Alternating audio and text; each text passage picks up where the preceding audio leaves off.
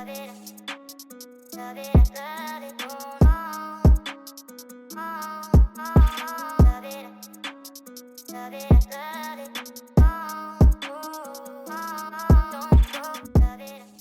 morning and welcome to Is It Really Worth It podcast. I'd like to give a big shout out to our sponsors, Tripod Quest Limited, all your planing, tarmac and civil engineering work. They're the go-to for any of that.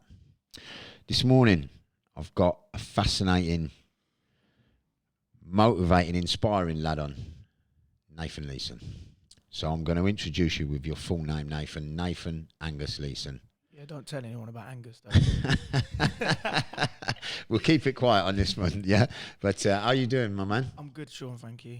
Good. You've got a cracking story, and the turnaround at the end of it is going to be the inspiring pinnacle of what we're trying to get at here on Is It Really Worth It? But first, we've got to go through some of the shit to get to the gold. So let's start at the bottom. Where were you born? I was born in Northampton, homegrown. Yeah. Yeah. Yeah. What year? 86. 86, yeah. October. Right. What was your childhood like? The beginnings of it was all right. So we had my mum, my sister, and then my stepdad. We lived in a nice little area of Abington, near Landcross Drive, Paracoon Way. Oh, yeah. Nice little area. And it was all right. Then my mum and my dad, I call him dad, it's my stepdad, but you call him my dad. They were really bad on the whiz, and they loved to drink. So the early scenes of life was good. As it started to progress, there was a lot of arguments going on in the house, and it took a little dull turn, really. Yeah, nice. It took a downfall. So difficult childhood, really. In the end, yeah. So the odds, could you say the odds were against you at the beginning? I don't like to say it like that, but yeah, in a sense, you think I was dealt a bit of a shit hand. Yeah. But I weren't exactly a golden child. I mean, I was a little bit of a shit. I started off. Were we going into schools yet, or? Well, we'll get there. We'll get there. So, just talk how you want to talk, Nate. Do you know what I mean? Yeah. So, from your childhood, what schools did you go to? Let's go into this. It started off Paracoon Way. I had good memories, fond memories. It would seem like a typical nice area, playing out in the street with the neighbours and stuff like that. It was good. And I was at Abington Vale Middle School. Good school? It was a good school. It was a good school. I was always in trouble though. I was a little bugger. So, and then I'd come back, and it was, my mum and dad at the time were very, let's say, strict. So any issues that had happened throughout the day or whatever, I was taking licks. Yeah, so I'd come back, and every day I remember coming back. Sometimes I hadn't done anything, and I'd think, on the way back home from school, I think, I've got that feeling in my stomach. Oh shit, what's happened? What have I done today? One of them. Yeah. Come back, and then then I have to go through it. I had this. I'll never forget. I had to be good for a week. Yeah, if I got to be good for a week, I'd get to go to ice skating at my mate's party. So I made sure I was good all week. Had the teacher sign my bit of paper saying I'd been good. And then my mum basically told me I wouldn't be going to this party. So I waited early morning. I got up really early on the Saturday. You made up for being good. Yeah, I'm going. I snuck out, left a note just saying, I've been good all week. That's it. I'm leaving. I'm gone. I had £1.50, which I took out of a fucking. I don't condone stealing. Because at that age you think 150 is going to get you to New York. £1.50, and I went to my mate James Holland. Like his mum and that, they knew about what was sort of going on in my house. Anyway, I went to his house. That's whose party it was. Went to this party in Milton Keynes, ice skating. Oh, yeah. And then that's it. I think we were about halfway through. My mum's come rolling onto the skating rink, Oh, she came. Grabbed me by my hair because I had big curly locks back then. I had a big curly afro. Dragged me across the ice like that. Pulled me back. Got me in the car, and then she drove me to social services. Yeah. So I went to social services, and I had to stay in like a temporary house for the night. And I had to pay this knobhead £1.50. Obviously, he was the carer's son. I had to pay him £1. Oh, so you still had the £1.50 on you? £1.50 on me. I had to pay him to play his computer for the night. Yeah. So like you rented a bit of a computer. Thanks, Mum. Right. So growing up was difficult, but it don't define you. Never.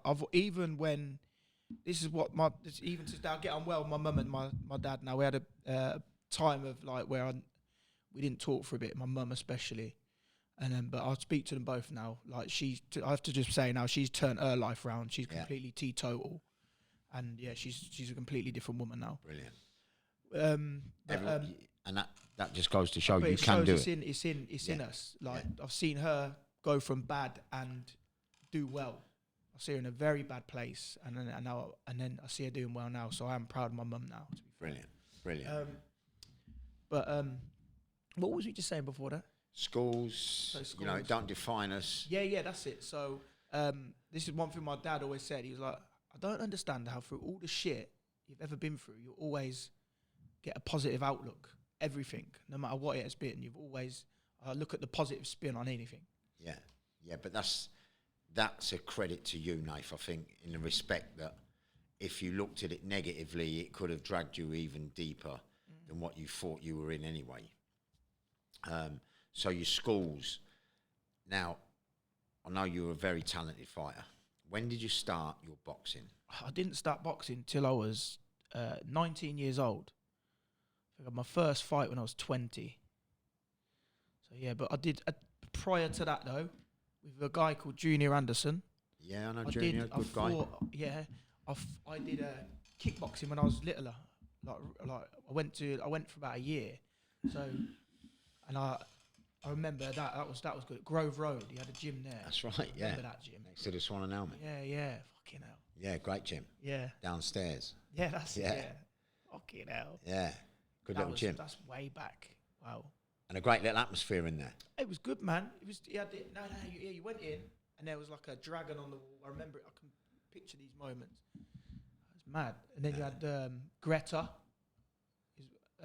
She used to have like a little shop there. Like they used to have like all the Panda Pops. Not the best thing to be drinking after a training session, but I remember after I'd get a Panda Pop after, and then have loads of sweets there. Yeah. Lovely. Yeah, little treats. Yeah. So the kickboxing was the start. So when did you venture into the... Look, listen, the toughest discipline of all, I think, boxing. Massively, yeah. So how I got there, from 14, I was homeless. I got kicked out at 14. I was literally just going around sofa surfing, and I was hanging around with a lot of older people taking lots of drugs. Yeah? All sorts of different drugs, yeah. So school was done? I was at boys' school, so I imagine I was a cross-country runner. I was third in the county, and I wasn't in the catchment area for boys' school. But we ended up moving went from Paracoon Way to Gibraltar Court, near my mum and my stepdad split up, and then we went from Gibraltar Court, which is a shithole, where the Royal Mail is, just to the left there, them flats. Yeah. And then we went to Ashcroft Gardens. Oh, Abington, yeah. Yeah, went to Abington, Ashcroft Gardens. So that's a kind of move to Beverly Hills. From yeah. From there it was, yeah. And then we went. So we're in Abington now, and then I think we're still at Abington Vale Middle School as well. If I recall, it's quite a long. It's hard to remember these things. And I went. What was I just saying before? About you moving. Yeah, so we moved to Abington, and then that's it. Because my mum and dad broke up. Yeah. So I moved to Abington. So you're still at school? I was still sort of doing school, and then my stepdad lived Ivy Road, and I just I started hanging around with other lads, but my mum didn't want me there anymore. I was a little shit, and then I got kicked out. So I'm literally just taking loads of drugs at this point, and what kind of drugs were you taking, though? I was taking cocaine, base, smoking loads of weed. I dabbled it. And you're still kickboxing? No, the kickboxing was like when I was real young. Went there for a little bit. Right. Okay. It was just like a year of. That was when I was real young, but that was my first sort of insight to combat sport. And I loved it. And then the boxing came. This is what I'm trying to. It came like I was going up town, just literally going up town to fight people. So it weren't about having. You probably know about them days. Just going up town, and it was just like, oh yeah, you. Just going up town, and then just literally starting on people and just trying to have a fight. Yeah. Just hitting people, and at the time that was my sort of my fun. I liked doing that. That was your release. And bearing in mind, from young, when I was younger, when I went to Avon Vale, I was bullied for having curly hair. I weren't really a fighter. Right. I wasn't really into that, and then sort of. But this is where great boxers are generally made, is being victims of bullies. So yeah, and then I went down to so then I got so I was just sofa surfing. Then I got a flat at Overslade House. Is it Overslade House at Punsbury? Yeah. It is, isn't it? Yeah, Mere Got a flat there, and then I thought, I need to channel this. I'm going to end up going to prison. I got done for an ABH. To be fair, I was in road, hit someone, and I got done for an ABH. Right. Yeah, and then. So what age was that? Was that 17 or 18? I think that was. So, at that age, you've connected with the system. Yeah. Well, no, but even prior to that, I was doing graffiti. Yeah. Criminal damage. I got arrested loads of times for criminal damage, but with regards to serious crime in a sense. But yeah, that was sort of. So we're talking from like 15, 16 years old. That's when the crime started happening almost. Right. So you've got your own flat. You realise now something's got to give. What happened with the ABH charge? ABH charge. So I got a suspended sentence. Okay, so they've given you a squeeze. Yeah, I got a squeeze, and it was, I think, was it? Yeah, so I got a squeeze on that, but then I got a fine for it as well. Yeah, right. I didn't pay the fine, and I actually done what did I get? 8 months in jail, so then 4.5 months. For non-payment of fines? Yeah. Okay, that's a long time. It's a long time for 4.5 months. But, it's just, you're getting locked into the system by that point, do you know what I mean? And it's, for a lot of kids, once you're locked in, it's difficult to get out. So, you've come out of that prison sentence. Yeah, but realistically, when I got out of that prison, I was like, I'm never going to jail again. It was only a short time, but I don't care who you are, no matter how long, a day. Once you do a bit of a stint in there, whether it's 2 weeks or a day, like you say, it's not nice. You have to get to know yourself. Yeah. And that's sometimes a nice thing. Yeah, it's not. So, you're out of prison. You start working? Nah, well, I was doing little bits of like. Cash that's in hand. later on. So I started boxing at 19. I went to see John Daly. I lived down just at the road. Went Farcotton boxing gym, and I went in there. But obviously, I'm older. There's a lot of younger lads in there. I think you had like Ashley Knowles and Nathan Reeve in there at these times. And I went to a couple of times, but I felt like at the time he didn't pay me any mind because of my age. Yeah. But I loved it. I enjoyed it. Yeah. I think it's just from being young. I love that. It sounds weird being shouted at and discipline. Yeah. I don't know why. I need it in my life. Yeah. So I went there for a bit. thought, oh, he's not really paying me in mind. And then I ended up going to Northampton Amateur Boxing Club, which I believe you used to teach at. Yeah, I know Ash you Street. used to teach at Ash Street. Yeah. And at the time, I believe Lee Edwards is in there. Lee, Lion, yeah. Rob.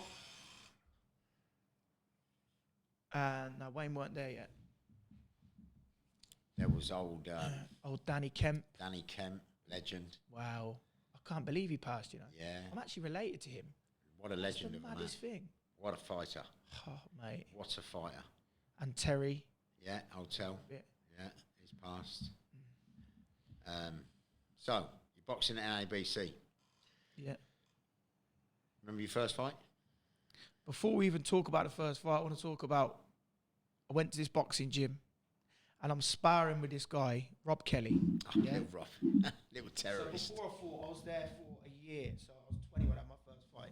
So I'm sparring with Rob Kelly. And this is what I truly believe. Like, so he's battering me. Yeah. He's a good fighter. And I'm telling you, he's battering me. Yeah. To the point I'm going there, sparring, and he's beating me up every day. Yeah. I'm going home and I'm crying to myself thinking, why can't I beat this guy? Yeah. I'm trying my hardest. And then it was literally about a year. And then the tide changed. Yeah. I started getting the better of him. And I remember, I'll never forget this one. I've slipped his southpaw. I've slipped inside. Bam. I've caught him with an uppercut. Dropped him. And I was a little bit heavier than Rob. He's a very light guy. And then that was it then. He didn't want to spar me again after that. No, he's too heavy. Yeah. Too heavy. But a lovely kid. Yeah. Lovely I love Rob Kelly to bits, mate. We've had some brilliant spars. Yeah, he's a good kid. And he was who I looked up to in that gym. Yeah. Like, you need to idolise someone in your gym. That's right. You do. Yeah. Yeah, definitely.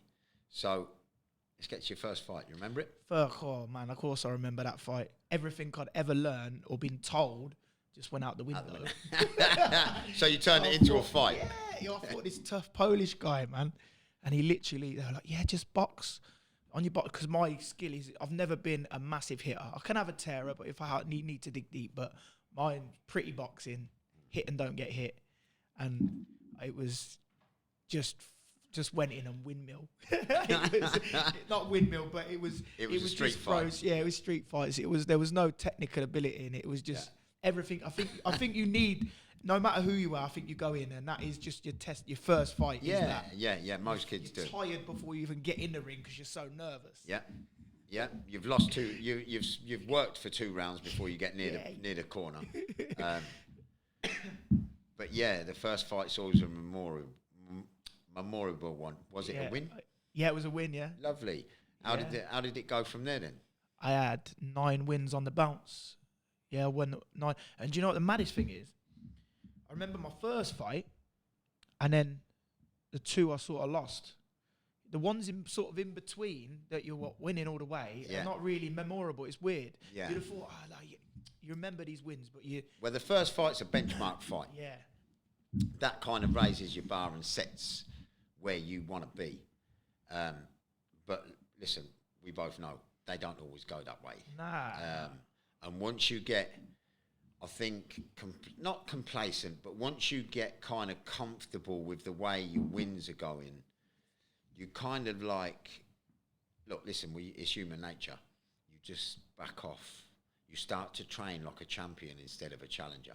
Yeah. And that is probably your biggest mistake as a fighter.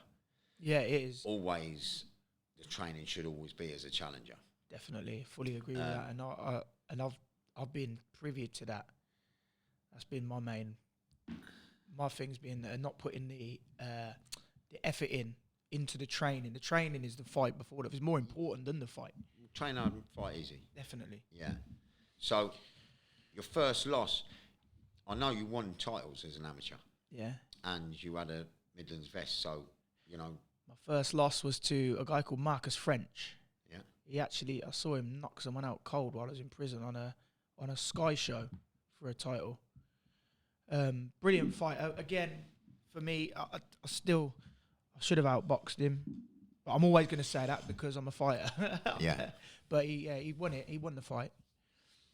I knew everything that I needed to do before the fight because I watched him and then just didn't do him. So that was the thing that I tried to get, when I went, because I then went to King's Heath for a bit, I tried to get Arthur tried to get me like a rematch with him, but it never prevailed. Yeah. So, that's your first loss. Yeah, Marcus French. When did you win your vest? I won it the following year. So that was for the Midlands title. So after your loss? Yeah, so that was for the Midlands area title. He was at Birmingham East Side Boxing Gym. Yeah. And then the following year, I got to the final again, and I fought another guy from the same gym, East Side Gym, what's his name? Bradley Wiggins. Yeah? Or Carl Wiggins. It might have been Carl Wiggins. Bradley Wiggins is the cyclist. Yeah. Carl Wiggins. And he was knocking everybody out. Southpaw. And he was knocking everybody out. And I just boxed his head off. Lovely. Got the Midlands vest and then said, fuck you to East Side Boxing Gym. They're a good gym, I'm not, but it's one of those. It's the same gym. It was sort of like a double victory for me. Yeah, that yeah, one. yeah. And Marcus French was there as well. So you get, treble victory. Yeah. So you've got your vest. Where did it go from there? You know. Well, so I got my Midlands vest, and then we went into the national quarterfinals, right? And bear in mind, I've always had issues with my bloody weight because I'm just. With training, and it's more eating. When I'm training, I train like I'm a monster. I do train hard. I put everything in. But it's the bits in between, like the drinking and the partying. Cakes. That was the problems, yeah. Cakes. So I was away, the cakes. For my height, I should have been fighting at light middle. I should be fighting at a welterweight. Yeah. I'm a welterweight or lower, if a junior. And in boxing, the bigger man is say always is really the biggest skillful man is going to win. Yeah. Well, yeah. Bigger's not always better, but a good big man will always beat a good little man. Exactly. That's what I was trying to say. Yeah. So I fought a guy called Carl Rebecca from Skelmersdale in Liverpool. Yeah. And he's a lot taller, framey, and he was just keeping me back. He was pressuring me in the sense of he was just stronger. Yeah. I'm throwing body shots, which don't really count in amateur. Yeah. And then he's just catching me with like a little one uppercut as I'm throwing the shot, or a clean jab, which is scoring the point. Yeah. So again, no, he won the fight, but I feel, and he then went on to win it as well, which I was happy about. So he won. He got the national vest. But if I'd have just done what my coaches were telling me and come in at the right weight, then who knows, it could have been a different story. So, old adage of listening to the advice. Advice, exactly. Yeah. So, you've lost your national title. What happened there? Where did you go? From there, this is another story. I completely forgot about this one. So this is what we want to win. This is what we're here for, man. So imagine this, right? So I've had in terms of a boxing season, you've had 15 fights. You've only lost. So in terms of boxing, you've had 15 fights. You've only lost twice. Yeah. That's not bad. So now we've had so I've gone to training. Got to go training. The gym's not open, right? They've said, Northampton's not open. So I went, I need to train. I've gone down to Bill Evans' gym, right? Oh, yeah. I just went there for a training session. Gone in, and then he's started weighing me and that. I'm like, what are you doing? Like, I'm just weighing you, mate. He's giving me a head guard. So, you have this head guard. All right. Anyway, been down there, trained down there, took those stuff, and then I've gone back to Northampton Amateur Boxing Club. A week later, we went to the Bill's head guard. Yeah, Bill's head guard. So we've gone to so I've gone there for one training session because my gym wasn't open. I explained this to him, and then Bill sort of took it as he's fighter now. Yeah, you're carded by Bill now. Yeah. Never take nothing off no one. Nothing is free. Yeah. Remember that.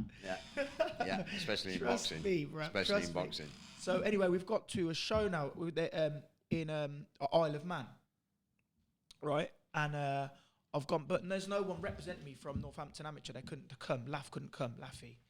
And then Bill's gone. Bill's there. So Bill's trying to put me in his kit. No, put this kit on. And I'm saying, no, I've got the Northampton Amateur Club kit. So this guy's put me, so he's basically put me in his boxing kit now. Yeah, I've had my fight. I stopped the guy anyway. And then I sort of like, so after this, we've gone, we're sorting out other fights. And so was there any media coverage? Oh, mate. And you were now a St. James I'm now a St. James fighter, but I didn't sign anything. And my card's still at Northampton. He just put me in the kit and gave me a head guard. Yeah. Yeah. So I'm at Northampton Amateur like a couple of weeks later, and they're trying to get me fights. So he's saying, Bill's basically said if you fight on the show, he's going to pull the card. I was like, what are you on about? Oh, he's basically said that you've had unlicensed fights. And I did. I had an unlicensed fight. I think I remember this. Do you remember this? I think I remember this, and they pulled your book. Yeah, they pulled my book. So I fought on a Leicester show, right? A show in Leicester. For Elvis? Yeah, for Elvis, yeah. Oh, I remember that. Yeah, was I there with you that night? Yeah, you come there, yeah. You was there that night, yeah. I didn't work your corner that night. You didn't work the corner I was there that night and I watched the fight. Yeah. I just made sure there was fair play. Yeah, and you made sure I got some money. That's right. Yeah. Yes, I did. I went with you. We went there together. Yeah, we did. Yeah. Shit. Yeah. So, but I tell you who done my corner? Sammy Smith. Oh, little Sam. It was Sammy cracking Smith little fighter. Corner, right? He was on England squad at the time. That's right. Great fighter, Sammy. Yeah, he was brilliant. And then they basically said they're going to pull my card. So I'm saying, well, all right. Based on what if you're going to be like that, I'll just fight open class. I'll say that I fought. It's cool. I'll fight open class then. So Bill's got a bee in his bonnet and basically pulled my card, and they were longing me out. And I'm at the time felt like I was in my prime, and I felt like I needed to be boxing. Yeah. So I started doing loads of unlicensed, which I probably shouldn't have done. I should have fought it out, but I started doing loads of unlicensed fights around the country. Do you remember when we went to Lance Prayog? God bless Liverpool. him. God bless him. What a fighter. But you beat him. I beat him, but... Listen, look, God rest his soul, you beat him. He was about 20 key heavier than me. You beat him that night, Dave. You beat him. We had a few fights all over the place, really, didn't we? We did, yeah. But you did beat Lance. Listen...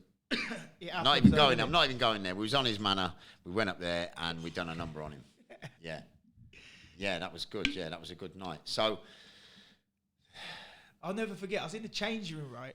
And they're like, "Oh, who are you fighting?" I was like, "Oh, some geezer called Lance Prayog." They were like, "Show me a video of this big guy, muscly, well built, wasn't he? Knock this kid out and then do a backflip afterwards." And I was That's like, right. "Oh shit, Yeah. he don't look 70 key." But if I remember right, you were training with me at that time. Yeah, I was. Yeah, you were very, very fit that night. I was. He blew, and they probably should have stopped it. I was literally all over him, and the referee kept pulling me back. So I had him, bam, bam, bam, and then the referee would like pull me back. But I know he was a bit of a gangster. Massive ticket there. seller. Yeah, he was a big ticket seller. He was a bit of a geezer around there, weren't he? Yeah. We done him that night. Yeah. And he knew after. Remember, we went to talk to him after. Even Robin Reed was there. Yeah, Robbie, good pal. Robbie said that we done him. We know we done him. So the unlicensed was still busy. You had a few. I fought Jose Burton as well. Yeah, Jose.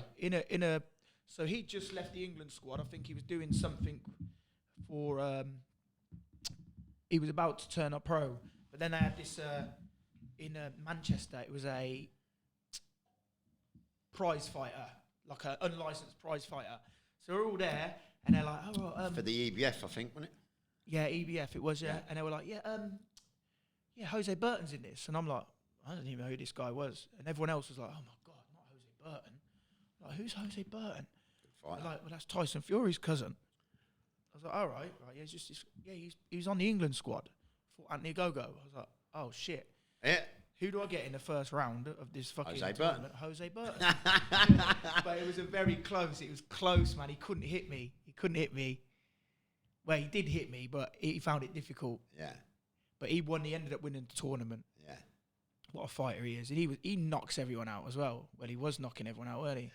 Good puncher, yeah. Good puncher. So you got to the unlicensed boxing. So the unlicensed finished when?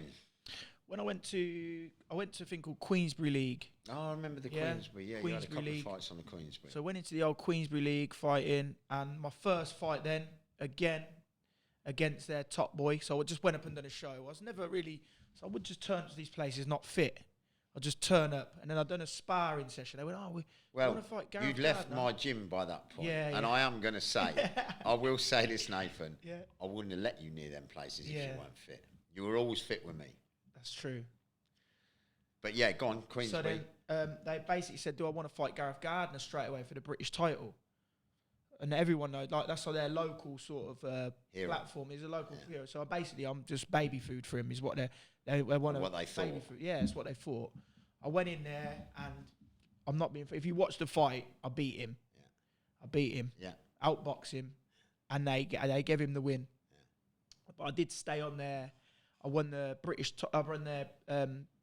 title there, and then I came up trumps again. Another local lad who I forgot what his name is, Maguire.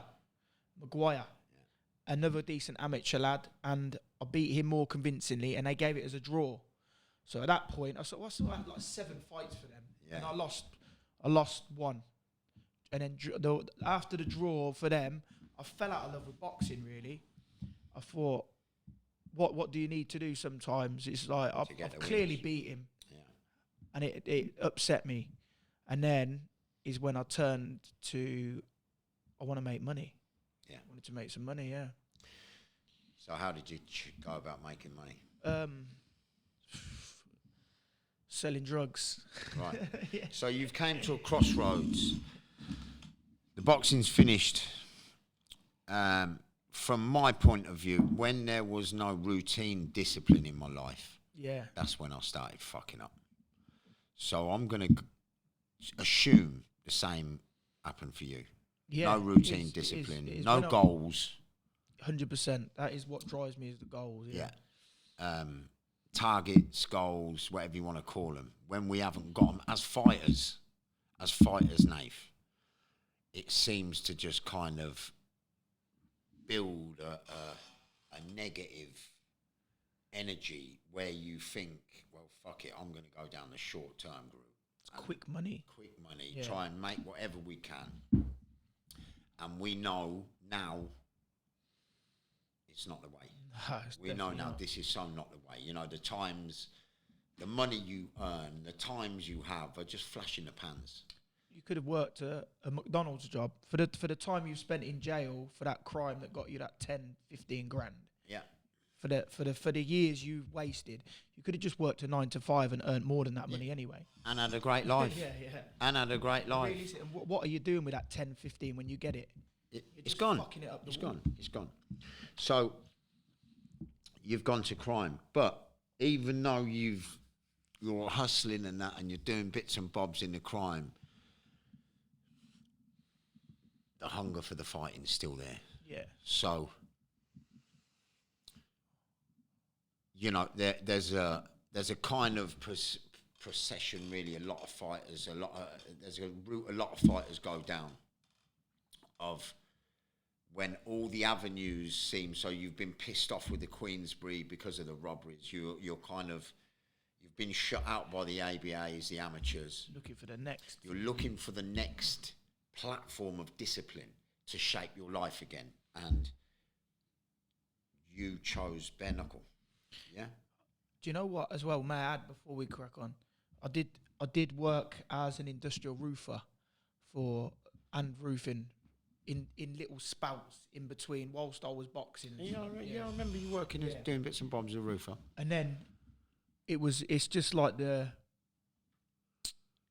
it was wanting quick money, weren't it? Yeah. That's what it's about. But yeah, sorry, I interrupted you there. No, go on. Yeah. Go on. So it was just a case of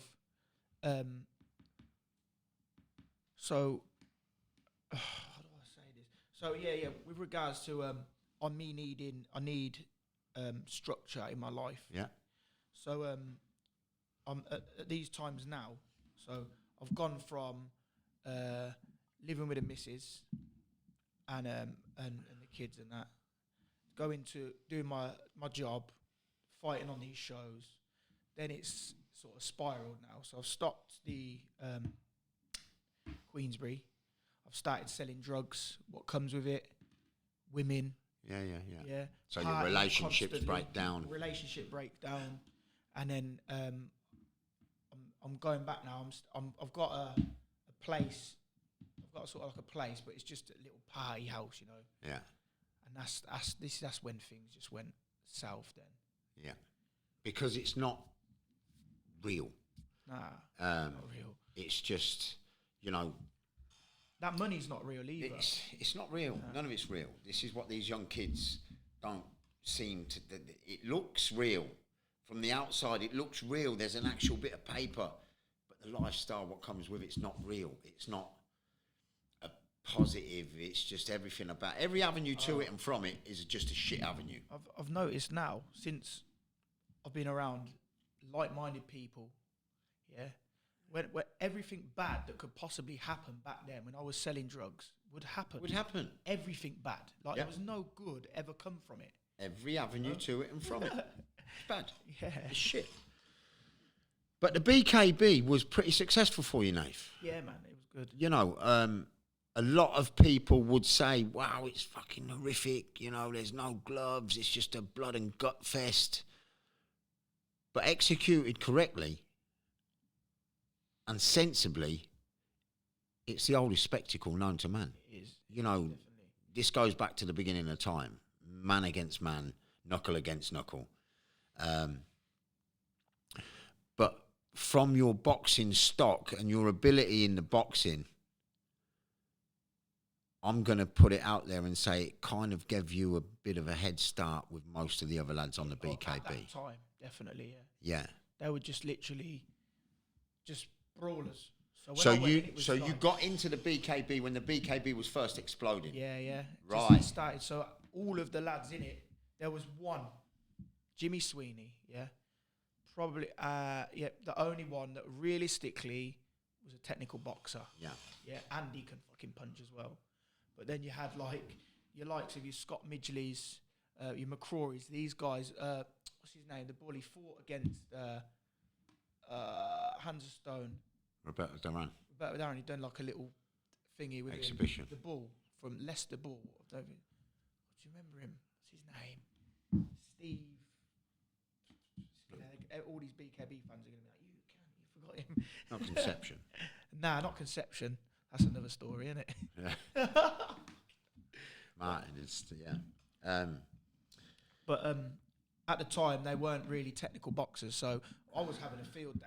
I was going in there and it was like it was literally sparring a raw novice. Yeah. I'm in there, but without gloves on. So don't get me wrong, I don't want to get hit. I'm not one of these guys that likes to walk forward and get punched in the face. No one sensible likes to get hit. Not for me. I'm trying to hit you and not get hit. Yeah. And these guys were just throwing bombs, like swinging, and then they're fucked after 30 seconds of throwing punches. And I'm like, okay. Yeah. Okay. Party time. Thank you. Yeah. Oh, that's nice. Yeah. Party time. Let's have it off. Yeah, for them times it was real, and I didn't really have to train. I was just turning up, and I was getting paid, and it was just, and then partying afterwards and that, and that's all it was for me. It was like, do you know what? It was this bravado. I think that's where I've changed from now. Everything was because of I wanted people to see me as someone. I wanted to be somebody. Yeah. Whether I was a big drug dealer with money. Yeah. Right? Realistically, I was fucking broke. When I was selling drugs, yeah, people thought I was doing well. But you're broke. I was broke, mate. That money coming, I was just throwing it out. Yeah, champagne.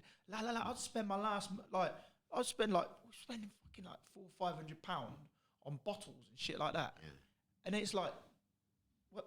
And that'd be it. You'd go, fuck, I need to get some more drugs to sell now for the night out. It's ridiculous. Yeah. Or a nice bit of clothing. Yeah. And everyone's like, yeah, he's doing well. No. Trust me, you know how many people out there you're looking at now going, oh, they're doing really well. I promise you they're not. They're not. They're not. Yeah. They're full of shit. And they're in hell. Oh, they're in hell. They are in some serious fucked up turmoil. and they're looking over the shoulder, don't Constantly, stop. someone's trying to rob them. If they're not trying to rob them, they're trying to stab them. If they're not trying to stab them, they're trying to shoot them. And even their friends. The friends are their worst. In their The friends are the worst, Nave. We know this. They're all on your woman. Look, they're all waiting for the... Look, Waiting for you to get locked look, up, mate. Come on. So the BKB was pretty successful. Yeah, it was good. I managed to pick up. So I fought Scott Midgley, first fight. They asked me, "Yo, do you want an easy one for the first one, or do you want someone in the top 10?" And I was like, "No, I'll have the top 10 straight away. 10, yeah. I'm not about waiting about." And then I absolutely just took the piss out of him. He was just swinging at me. I was just ducking under his punches. Yeah, it was. And then there was this big thing of, Nathan, I did a little bit of a, what's the word I'm looking for? Well, I had a lot of support from people. They thought he's good, he's decent. Yeah. Then I fought John Doody. I fought a guy called Rudy Kelson. He was a travelling man. Fight. I fought an American, Eric Olson. I remember they got the yank over. Caught me with a left hook on the way, and that's the thing about bare knuckle. It's anyone can hit anyone, and you can hit the floor. Yeah. Well, it's so raw, you know. It's the most primitive form. So I fought him. I won like a transatlantic title. It's like American versus England. Yeah. And then I won a British, and then I won the world against what's his name? Bradley Harrison. Sorry, Bradley. I do remember your name. Bradley Harris, good fighter, brilliant fighter. He actually, the fight after I fought Sean George, this is just before I went to jail in Liverpool, Echo Arena, right? So I fought Bradley Harris, stopped him in the second round. Prior to this, he'd beat Sean George, who is a legend in the BKB. He's just been announced a legend. Yeah. And like I say, I wasn't really training, and my weight was not right. So I'm fighting Sean George now, getting ready for this fight. I turn up and I'm about 5 kg heavy, yeah. I've had to sit in a sauna. I come in, and then I'm basically... What did they want you to take off? I literally had a kilo left to go, and I was like, I couldn't do it anymore. I was just literally, I couldn't stand, like I was fucked. Yeah. I've been in sauna for 2 days. Dangerous. And you're about to do 5 rounds of bare knuckle. I just said... So basically, he could win the belt, but I couldn't win it. Yeah. Again, in my last fight, I come in heavy. You've got to be professional when you're doing fights. It's muggy as fuck. It's bad. I take full not for it, but it's bad behaviour, man. But not so much muggy, but it's a threat to your health. Yeah, it's massive. You know, with what you have to go through to get that weight down. That is hell. You know. Sitting in that sauna. It's all right. Listen, any of you lot, you can sit in a sauna for 10 minutes and it's like, you try sitting in a sauna for an hour. For 3 or 4 hours. Yeah, and then after that, you're coming out and getting back in trying to do 15 minutes. Yeah. Your body's saying no. I was being, like this last one was bad.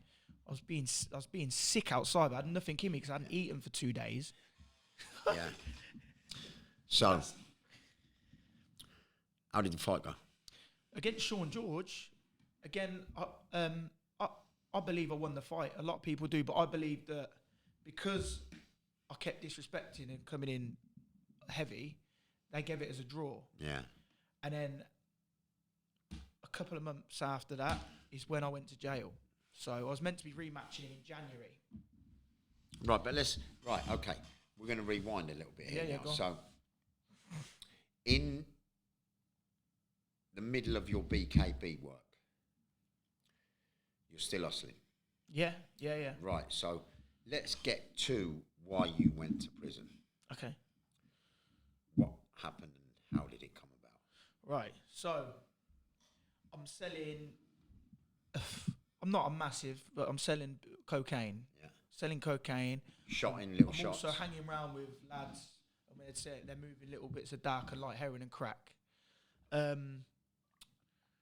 And there's like a period, so the woman, I was living with this woman, she's a stripper, and she got this boyfriend, yeah, and he's it turns. I don't want to go too deep into other people and stuff. But This is not about anyone else. What's come about is I've been seen to be washing up big bits of crack in the kitchen and stuff like that. Yeah, and I'm saying to myself, "What there's people around this house. I need to get out of here." I said to my pal, I said, "There's people around here. I need to get this shit out of it. I need to move out of it now. This is a bit." I felt it. I felt the energy, the shift. You know what I mean? Yeah. But me being me didn't. And it was the night of I forgot who he fought. It was a Joshua fight anyway. And I was meant to go and do my mate's boxing corner, Big Nick. I was meant to go and do his corner. He was doing a charity boxing match. Yeah. Last minute, I turned around and said, I've got football in the morning. I'm not going to do it, bruv. I need to get back. I wasn't meant to be there. Everyone in that house knew that I wasn't meant to be there that night. Like, I wasn't going to be there. So anyway, I'm asleep now. And I wake up. So I was like, yo, who the fucking money? So I'm completely naked. There's 2 black guys in the room. I'm already feeling like, shit, man, I've got a small dick. They're already 1-0 up, bruv. Yeah. I'm thinking, whoa. I'm in my birthday suit. So I've jumped up and I thought it was half a joke. He's hit me. So I thought, fuck this. I've hit him back, bang. Got him out of the room, and they've gone down the stairs now. There's a naked, weird white guy throwing punches. Good shots, though. Yeah. So I'm standing at the top of the stairs, like, what the fuck's going on? This is mad. And they're throwing stuff up the stairs. It's going ding, ding, ding. And then they come back up with a knife and a champagne bottle, Dom Perignon bottle. And he come up, where's the fucking drugs? Where's the money? I was like, fucking hell. Took me into her room. And they're dinking this bottle off me. I've got a few scars around here. Yeah. Dinking this bottle off me. Bang, bang, bang. I was like, listen. There's some money in the fucking drawer in there. Just went in, took 12 bag, and got off. So you were set up? Yeah, I believe I was set up. But do you know what the thing is? With that game, everyone. I have no animosity towards who came and got me because... Yeah. That's part of the game. It's the game. When you sign up to that life, that's game. What you have to be ready for. Yeah. So my animosity was because it's sort of like if I carry that shit around and I feel like I have to do certain things, I'm going to be back to square one. Don't get bitter, get better. So for ages I was bitter. Yeah. But right now, but I was never bitter to who actually performed, who did it, because I've been there. Yeah. And I just thought I was bitter at how it came about. So obviously my life then was I was trying to piece these things up. I went and got a pal and we went and picked up a 4.4 revolver, and then we got pulled over basically. Like it was a weird day. There was a chopper out. Yeah. And I've gone to it was really weird because I had it in a man bag, right? And there was a chopper. And then so you think this was a setup weird. As well? I don't know, mate. You know, but weird. because look, Nathan, look, day, crime and the criminals around it now, they've got no loyalty to anybody. Oh, mate. You know, so snitch, mate. Whatever you think is your own business, it's not your own fucking business anymore. You know, these people make it their jobs to make it everyone's business. Yeah. You know, so if you're saying there was a chopper out and about, yeah, but at the time it was like there was a chopper about, and I just okay, I'm just cracking on, and then I've grabbed the thing anyway. I've left the house, and then literally 9 minutes down the road, I'm with a pal. I'm not saying any fucking names, but so we turned into an area again. I'm not going to go into details. Yeah. And then blue lights. There's like 4 fucking big BMW things behind us now. I've jumped over into a garden and just penned myself. I'm like penned in like shit. Then all these armed police have jumped out. Basically, get on the fucking floor. Yeah. Got a firearm on me and it's got a sweetie in it, but it weren't ready to fire. It was like in the chamber, but you'd had to press it 5 times. Yeah. So obviously they've arrested me for intent to endanger life because it had a sweetie in it. Yeah. And it was also, I remember just reflecting there, whilst I'm waiting at the side of the road, like thinking, oh shit, my life's done now. Life's done. Firearm, drugs. Was there drugs on you? Oh yeah, I had an ounce of crack, and then I had 8 shots of sniff on me as well. And I was So, yeah. I'm done. You know what I mean? That's it, I'm done. You don't see an end point. At them times there, you just... It's all over. And I remember going back to the police cell and speaking to my best friend, who I now run my business with. When I rang him, I was like, just look after it. I was bawling my eyes out, man. Yeah. Just make sure the kid's all right. Look after the kids. Fucking hell. Yeah. Yeah. So, everything's crushed. Yeah. So, you've been nicked with a firearm, you've been nicked with a bit of Class A. There's no escaping that. You go to prison. What did you get? So I got arrested with a Cody. Yeah. When it came to it, I just did it. I did a written statement. I said, the gun's mine. The person in the car was just giving me a lift. Yeah. He had no knowledge that I had a gun with me in the car. He was just literally giving, because I had a load of clothes in there. I was like, he was giving me a lift to drop some clothes off. He had no knowledge of the gun being there. Yeah. And then I just did my normal no comment interview. And then I'll speak to my solicitor, and they're like, you should be expecting about an 8 to 12. I was thinking, oh, fuck. But this is then I've got my channel, I've got ready for it. In my head, I was like, right, I'm ready for it now. It was bad. I mean, they put you through it for a year on remand, and you've seen all these other people with their shit going on. And then so they gave me a 5 in the end. Yeah. Yeah. I didn't get one of these normal barristers. I got one from like London. Yeah. Because I think they all fucking drink with each other. Well, there is that element. So I got a 5, but whilst I was in jail, right? So they're trying to do me now for a conspiracy. Well, you've been sentenced. Yeah. You're serving a sentence. Yeah. So I'm thinking I'm getting a 5. So I've got my 5. I'm like, right, I can just get this on with now. I can just crack on. Yeah. But they did actually come and interview me about conspiracy, but this was like 6-7 months prior. Before your trial. They would have just put them together. Yeah. No, they're trying to fuck me now. So they've gone and they've then arrested me for this conspiracy.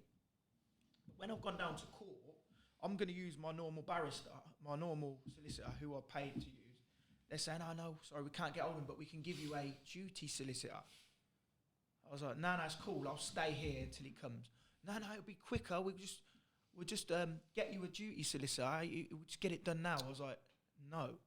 I said, we can't get hold of him. Cool, I'll wait here. I'll stay here until you get hold of him. I'm not bothered. I'm doing a sentence anyway. Yeah. So after about 2 hours, they come back, we've managed to get someone. Do you know what I mean? They're trying to do me dirty. Yeah. Your solicitor. Yeah, they got me my solicitor.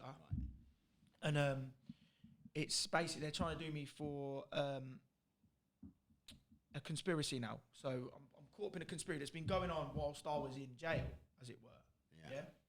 So now all sorts of shit's going through my head. I'm thinking, fucking hell, man. And you're serving a 5-year sentence. I'm serving a 5, yeah. And then as it goes on, we'll go to court, and they're basically saying to me that when you go to pre-sentencing, is it? We went to one anyway, and the judge, what's her name? Some woman judge. Anyway, she was like, "Look, I think you've been railroaded here. They've interviewed you, yeah, and like months prior, they could have ran these two together. Yeah. So she's saying, well, look, if you do an early guilt, if you go early guilty, I'll treat it as if it's together. Yeah. But my solicitor was worried that this would mean the firearms protecting drugs and all sorts of stuff like that. And I was very, very lucky, man. She ended up, I went guilty, and then she basically said it's 6 years drugs, 6 years for the drugs, and then the 5 years is concurrent. So they give you an extra year. I got an extra year. Now that was lucky. Well, do you know what it was? I was going to go. So they had all this. They didn't catch anyone with any drugs. Yeah, it was all phone calls. Yeah, cell sites. And there's one day where this phone comes with me. Yeah, all the other days it's like I was hanging around with a group of people. We're playing snooker every day, and we're doing bits because we're not working. I'm doing my own thing, but it's like I'm not sort of with them. Yeah. And this one day, I've used it, and my solicitor go, no, it should be fine. And I said, no, they've not highlighted it. I rang my missus off this phone. Yeah. I rang her number off the phone, and I said they haven't highlighted it. He said, yeah, but they might have missed it. I said, I'm not risking that. I said I'd rather go guilty now. If they pull that up I'm fucked. Yeah. So I said went guilty to 1 day of this conspiracy, and they agreed 1 day was all it was. Yeah. But this is what they can do now. You see, they pocket me for £180,000 though, off a day. So I don't get. You know what I mean? But look, but this is the battle these young kids on the street are up against now, Nathan, and they don't understand the power of the police. You know, they're going out, they're committing all this shit, and they think, oh, I'm going to live forever. This is never going to... They don't understand the power of what the police can do to people. Mate, they don't even need to catch you with drugs. If they can paint a picture now and put whatever numbers they want. Look, listen, I'm not saying that they paint pictures on people who are not active. They don't go out of their way to fuck people up. But look, if you look at the scheme of things, yeah, the things you don't get arrested for probably balance shit out. Yeah, it's exactly. You know, so if you're living like a fucking arsehole, you're going to get the result of an arsehole. Yeah, it's true. If you live properly and you discipline your life and you put positive energy into most of your days, positive shit's going to come back. But let's look, I'm going to stay on a sentence for a minute. So you're serving a 6-year sentence. A lot of kids come out of prison sentences, Nave, and they haven't really addressed what they want to address, not just about their life, but about their fucking families' lives, their children's lives. You are in a place now, what we're going to get to shortly, but what happened on that sentence for you to turn shit round? You know, because there's always a moment of clarity. There's always a moment of, fuck this, because you must... I've been there, where you come out of your cell and you look at one person and you just think, fuck this. I don't want to be that guy. You know, I need, not just for yourself, but for your family, for your children, for people... Because, listen, you know, and I'm going to say something now, what's a fact? The second you got sentenced, there was no friends. There was none of this. Nathan's my guy. Probably one. I had one. Yeah. I had one loyal, proper loyal guy. You know, Shane's really kicked it out the park for me. You probably had 1, 2. So... You know, 1 or 2, maximum. It's maximum, it's fact. You know, once you get buried, you're fucking buried and no one wants to help dig you out. You know, they just leave you in there and it's up to you. So what point on that sentence, Nathan? Because I know you did a lot of positive shit in that sentence. Yeah. So there must have been a point where you woke up and thought, fuck this. This ain't the way forward. Let's hit it. Yeah, so... It started on the wing in Woodhill. There was just the amount of literally little kids with sentences older than them, running around, literally robbing, just people getting slammed. Just mad shit goes on in there. Yeah. And I thought, right, right at the beginning of the sentence, I was like, I'm not spending my time on the fucking wing, getting immersed in all this shit. Yeah. And I started thinking, right, I'm gonna need to treat it like it's sort of like a college. If I can get in my head, brilliant, and say, right. Because they do offer opportunities. Listen to this, mate. It's like, so where do you know we can go now, right? Yeah, and have all day to learn, or for free. You haven't got to pay for it. Yeah. Do you know anywhere? Nowhere. I don't know anywhere. Nowhere. No. So there's opportunities Massive there. Opportunity. If you want to take. If you want to take them. If you're ready for them as well, you have to be ready for it. That's you have right. To be wanting it in your life. So Woodhill was sort of like I was trying to. It was like. I need to get out of Woodhill and get somewhere because it's sort of like a halfway place. It's like purgatory there. It's like you're not really achieving much. It's not built like that. And I went to a jail called Stocken. Yeah. Stocken, compared to Wood Hill, I couldn't believe it. You went there and it was like, don't get me wrong, you still had all the gang banging going on the wing and stuff going on, but it was not the magnitude that Wood Hill was. So I got there and immediately I said I wanted to do my maths and English level 2. So it was actually when I went to Bedford just before, I did like a 5-year plan for when I got out of jail, a 5-year plan. Yeah. So it was I wanted to own my own business. Yeah. At the time, I thought, what is Stocken offering? I got my friends to have a look. Plumbing. Yeah. So I thought, right, I'll get into the plumbing, and I can do get a little plumbing. And then I thought, where can I go from there? Looking at Spring Hill, that had like a little plumbing thing there as well. I thought that would be good. Yeah.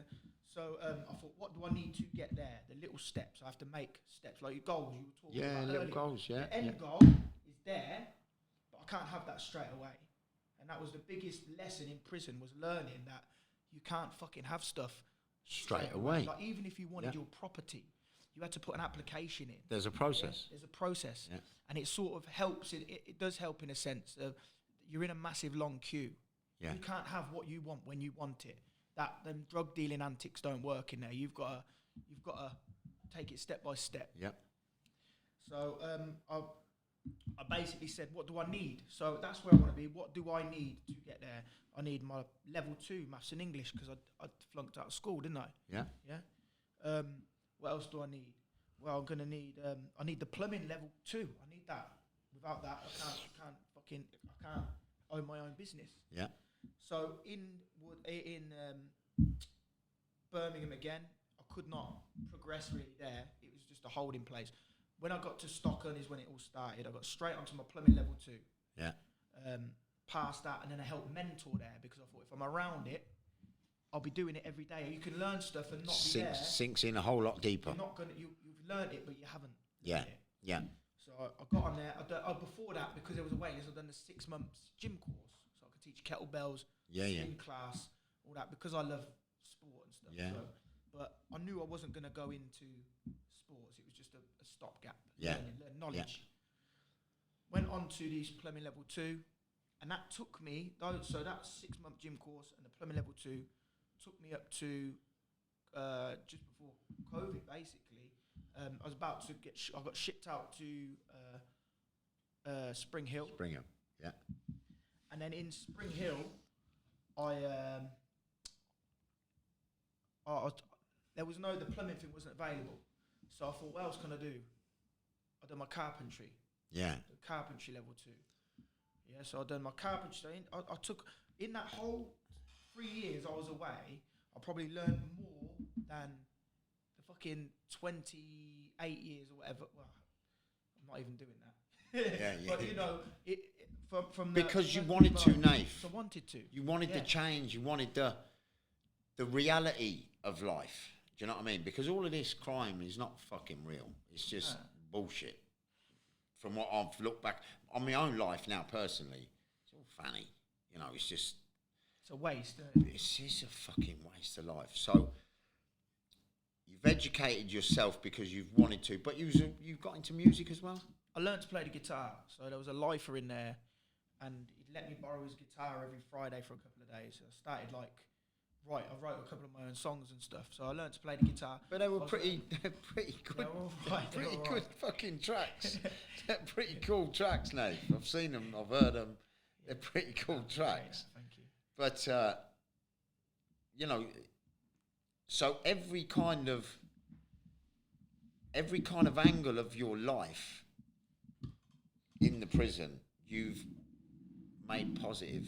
Everything, like from, it's a lonely place. Yeah. I don't get in the first few months, mate. I just didn't like myself.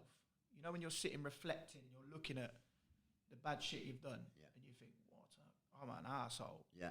I'm a cunt. And then you're sitting there, and then you think, what did I actually have? Oh, well, I've got a nice pair of shoes and some nice clothes that are outdated now. They're outdated. Yeah. Yeah. That's all I've got to show for my fucking life of crime. Yeah. And then you're thinking, where's all them people that were sitting around the table when I was buying them 400 bottles of champagne? That's right. Where are they now? Nowhere to be seen. Nowhere to be Nowhere. seen. Don't even send a They were postal sitting order. on my in. table, like there was my best friend taking pictures with my bottles and that, and they're not there anymore. Yeah. Don't even send a fucking postal order. But you've rehabilitated yourself in the prison, yeah, because you made the effort to do it. So you've came out of that sentence. After 6 years, so you've served 3. Long time to be away. You've got family, you've got kids. You've got an uphill battle in front of you. Oh, yeah, I didn't even realise when you get out is when the battle starts. That's when it begins. And you think in there, you're like, I think it's going to be all right when I get out. And but the world is still the same. You've changed. Oh, yeah. I've changed so because much. you've wanted to change, Nate. Yeah? And then I'm like, I'm not the same person anymore. Yeah. So when I get out, the first thing, and I spoke to you, I remember this fucking conversation with you before I left. Come speak to me, Nate. You're like, listen, don't let the dickheads bring you down, mate. Yeah. So everyone's going to be on you, Nathan. Come and do this. Come and sniff this. Come and do that. Yeah. And you were fucking right, mate. I was laughing to myself. So immediately as I get out, they've all bought champagne. I've had one little bit, and then I was like, no, you lot keep that. I'm not interested in that. Oh, you coming out later for food? I said, I'll come for some food. Went out for food. Yeah, bring me the food. Nick had food, and then everyone else was just on to getting fucked. Nah, I was like, that's short term. It's not me. Short term, you see. Nathan, you've changed. Yeah. Great. Yeah, Great. Great. I have changed. Yeah, and it's great. For me personally, it's very satisfying, Nathan, just to let them see. Well, if you don't believe it, look at it. See for yourself. It's infectious, though, isn't it? Just like negativity can be, positivity as well. Like from my circle now, so Craig is on the same sort of hype as me, and then I get people like, oh, I need to just stop drinking. They'll talk to me because they know I don't really do it. Yeah. So and it can cause a positive. Yeah, definitely a ripple effect. Yeah. I have people ringing me saying, how have I done what I've done? How have I turned it around? Because I was fucked. And let's say if you can do it, anyone motherfucking can do it. Yeah. Anyone, Nathan. Do you know what I mean? But at this moment now, you have not just got your head out the water, you fucking jumped out the pool. You've got your own company. You're really putting the work in to succeed in life. Your kids are doing great at sport. You've got a great life, Nathan, through what you've put the effort in to do. How's your company doing? Yeah, it's going roofing. Really well. Come on, shout out your company, man. So CNN Roofing, it's industrial roofing. We get rid of asbestos, put metal sheets back on. We do cladding, we do rain screen, and it's gone from strength to strength. We had a 5-year plan, and we exceeded our 5-year plan in 8 months. Ah, brilliant. Brilliant. So now it's about setting more goals because it gets stagnant. You're sort of like, yeah, everything's good, and it's sort of like, but I can't just keep, that's all right. I have to sort of like, well, no, we need to fucking set the goal. Now. Yeah, set a new goal. I can't just, I don't work like you were talking about goals earlier. I'm chaos. Without goals, not, I have to. Yeah. So that's it. Just keep setting goals. That's what I have to do. And it seems to be going well for you. It is going well. Yeah. So, the podcast called Is It Really Worth It? So all of the madness, the mayhem, the crazy shit, was it worth it? The crime, was it worth going down that route? Listen, I know it makes who we are today. Yeah. But if you could give a kid on the street now a bit of advice, would you advise them to go down your path, or would you help them go down a different path? I'd love to help anybody, young or old, go down a completely different path. Brilliant. And look, come on, I'm going to be biased here. I'm going to be very fucking biased. We want them to go down the boxing path. We know the benefits. Do you know how many people, I think you'll be the same, that you meet young lads in there that you think, you'd be such a good boxer. Cracking fighters, waiting to happen. Everyone there, you fight in your own battles, but it's all about that grit and that fight. You do meet some good lads in there, man. Some of the salt of the earth in there, Nathan. Some cunts, some arseholes, but we've got the salt of the earth in there and people in there who just want to be proper, but they've got no chance, they've got no avenues. Most of them ain't really got no hope. Do you know what I mean? So if we can give, through what we've done here today, a little tiny chink, a little ray of light, a little tiny bit of hope, maybe we can change one kid's life. That's a success. Definitely. Yeah? I'd like to say thank you very much, Nathan Leeson. Thank you. Sure. What a great hour, my man. Brilliant. Thank you very much.